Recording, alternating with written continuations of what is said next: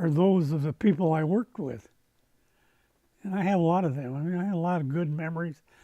I had a lot of good employees, and they were friends, And one of the things was, like I said, up until about 1975, when we finally went into offset printing, we have to work 6 days a week. So we work on Saturdays. Well, finally, after 1975, we didn't work on Saturday anymore. But before then, there was always one day out of the week, a year, on Saturday that nobody worked. And I bet you'll never guess what that day was. The opening day of pheasant hunting. We'd all take off and go pheasant hunting. That was a annual ritual. And of course, we'd go hunting after work a lot of nights too. I mean, we might knock off a little early and get out before dark, and hunt a little bit. And maybe on Saturday afternoon, a little bit. But on that first day of the season, no work. Everybody went hunting. So that was a good memory. Yeah. Okay, so you said your mother helped with the paper. Do you Yeah. think she enjoyed it? And you said your sister Oh helped? yeah, she did. She liked to be a part of it, and she was real meticulous. That brings up the subject of proofreading, which you don't do anymore. You just read it on the screen, don't you? And that's it. And once in a while you miss one too, don't you? Yeah, I notice that when I read newspapers. But boy, she didn't miss anything. She was a good proofreader. And sometimes to a point where you wonder, well, why did she want to change that? But anyway, that's my memory of my mother's activity in the newspaper. Okay. What was it like for women to be in journalism at this time? Oh, I don't know. I suppose, naturally there wouldn't be quite as much opportunity because of the manual labor that was involved in so many of the operations. But there were some good writers, and there were some good other employees in newspaper that were women. I don't think they were really discriminated against. And I employed a lot of girls in later years, when I had the old CompuGraphic. That was an early version of a computer. And I get these high school girls that come down after school. We had a couple of machines, so then they'd fill in, and catch up on Tuesdays and Wednesdays. So, but that seemed to work out all right in our case. I don't know. I think sometimes you can get hung up on those sexual discrimination stuff. Okay, so how did this, like your journalism job, like working at Lennox, affect your understanding of journalism work? My early, Yeah. well, I knew it was going to be work. Okay. I knew it was going to be hard work. I had no illusions about that. Okay.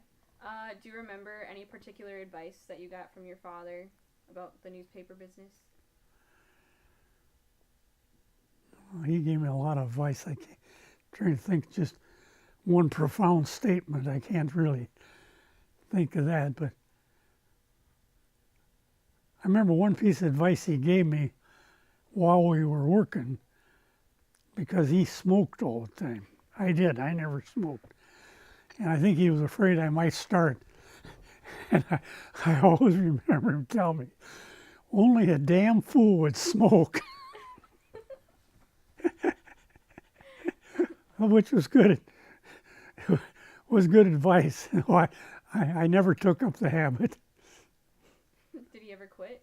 Yeah, I did. Oh, okay. Yeah, about the last 20 years of his life. So When and why did you decide that you wanted to make a career out of journalism? Oh, I don't know. I suppose about the time I got out of the Army. Okay. And I did go to school for a while before I started working. And, you know, we all think, well, I maybe should have done this or that different, but this is the way it was, and this is the way it is now, and it all turned out pretty good. Where did you went to school at? South Dakota State. Started there, and then I had 1 year at Augustana. But I cut my education a little short. But you know that you asked me how the war, the Army affected my life. Well, you lose a couple of years when you would ordinarily be in school, and you get thinking that the world is passing you by and you got to hurry up and do something, and you get impatient, and you meet the love of your life, and you get married and have family, and so that's why I probably did things the way I did. Okay. So did you feel pressure to take over the family business? Oh yeah, somewhat, Yeah. a little bit, but not surprisingly not. I mean, I knew that how they felt. Did you have any doubts or concerns about pursuing a journalism career? No, I don't know. I figured that I'd make it, so to speak. Okay. How did your friends and family react to your decision of becoming a journalism? Like, since your family was already in it. Oh, they thought it was fine. Oh yeah, it was just something kind of taken for granted. So what about your friends? Did they think it was okay? What did they think Well, about it? my best friends, I always had 3, 4 real close buddies. Okay. They used to tease me, somewhat, about being an old stick in the mud or something, It was all in good humor, because they knew what the situation was too. But I did have some very close friends in high school and college, and there's only one left, though. The others have passed away. Okay. Do you still keep in touch with them? Oh yeah, yeah, we see each other quite often. Okay. I guess we'll go back to your college a little bit. What years were you at Augustana, and what years were you at SDSU? Up at State, 46, 47, and then at Augustana a year after that. Okay. So why did you decide to go, even though you could have just worked at your dad's paper? Oh, I don't know. I just thought I thought I could use some education. I really did, and I could have used more. But yeah, I thought it was a good experience, and I enjoyed it very much. I can't say I was no genius, but I didn't have a real difficult time, and I probably shied away from some subjects, but all in all, it was a good experience going to college. Okay. Do you have any memories from college?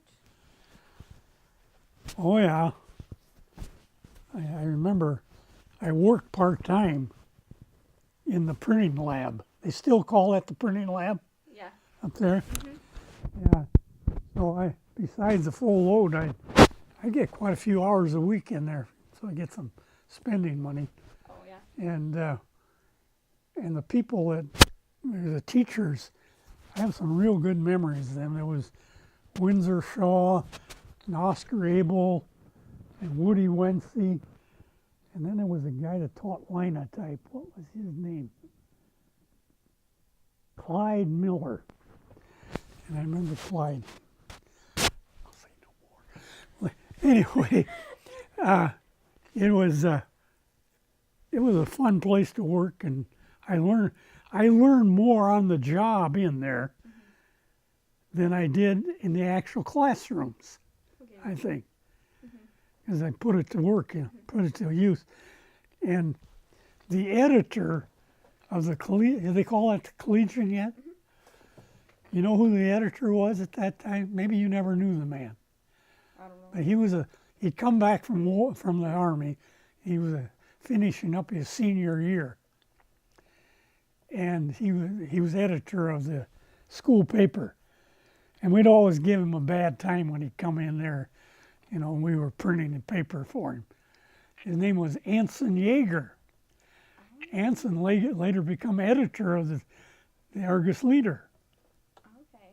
Okay. And so from that time forth, I always had a good relationship with Anson, even though I gave him a bad time in college. Anson was a fine fellow, a wonderful reporter.